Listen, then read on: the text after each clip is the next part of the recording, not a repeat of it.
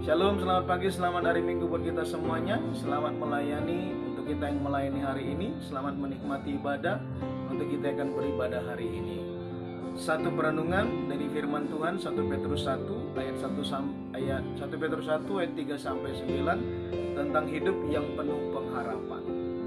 Orang Kristen punya pengharapan yang teguh, punya dasar yang benar, punya dasar yang kuat berharap kepada Tuhan.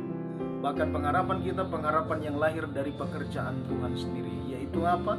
Yang pertama, pengharapan tentang keselamatan jiwa kita yang dikerjakan melalui kebangkitan Kristus.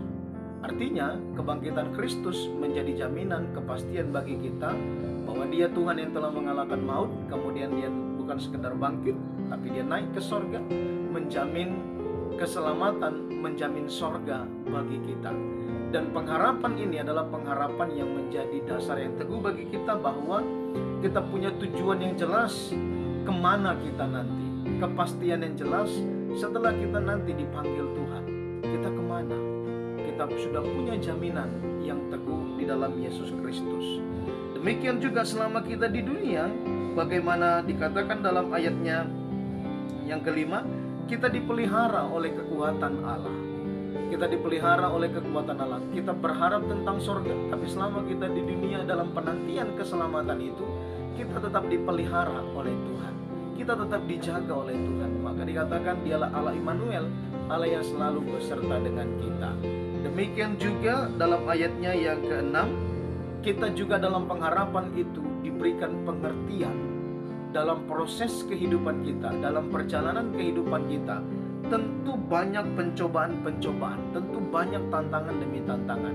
Tetapi firman Tuhan meneguhkan kita bahwa pencobaan-pencobaan itu, pergumulan-pergumulan itu, semuanya semata-mata untuk memurnikan iman kita, untuk memurnikan kepercayaan kita, supaya kita semakin teguh di dalam Tuhan, supaya kita semakin kuat di dalam Tuhan, kepercayaan kita semakin murni.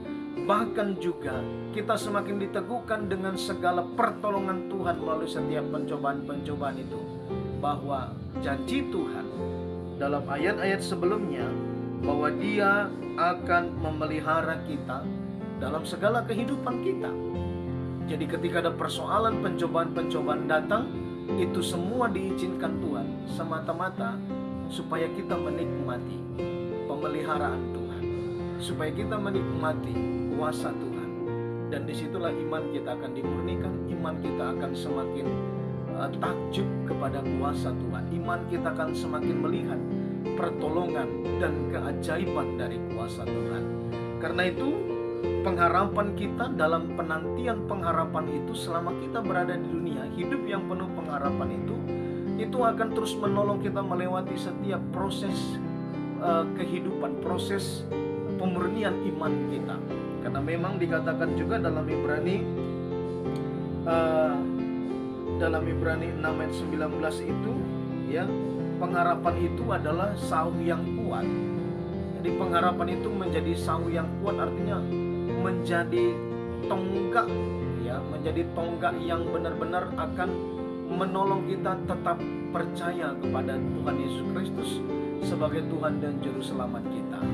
Karena itu orang-orang yang berharap, orang-orang yang punya pengharapan dalam Tuhan itu pasti tidak akan mudah digoyahkan oleh pergumulan apapun, tidak akan mudah digoyahkan oleh tantangan apapun, pencobaan-pencobaan apapun, karena dia sudah memiliki pengharapan yang pasti tentang hidupnya, pengharapan yang pasti tentang penyertaan Tuhan, pengharapan yang pasti dan pengertian yang benar tentang apa yang terjadi dalam kehidupan kita. Karena itu selanjutnya juga dikatakan dalam ayatnya yang ke-14, orang-orang yang berpengharapan kepada Tuhan, orang-orang yang mengerti tentang proses Tuhan, maka dia akan belajar hidup taat kepada kehendak Tuhan.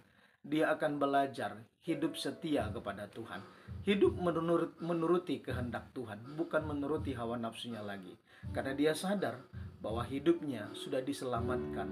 Karena sebagai bentuk ucapan syukur dan sebagai bentuk pujian kepada Tuhan, maka dia belajar taat, dia belajar setia kepada Tuhan. Karena itu mari kita terus hidup dalam pengharapan yang benar, Karena pengharapan yang dikerjakan Tuhan di dalam Yesus Kristus itu akan terus meneguhkan kita, dan Tuhan sendiri akan terus menyertai, menolong kita, memberikan pengertian-pengertian yang benar dalam setiap proses kehidupan kita.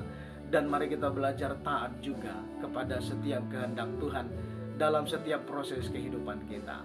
Amin. Kiranya Tuhan terus meneguhkan kita dengan pengharapan dalam Yesus Kristus. Tuhan memberkati kita, dan selamat beribadah, selamat menikmati ibadah hari ini. Tuhan Yesus memberkati kita semua hari ini. Amin.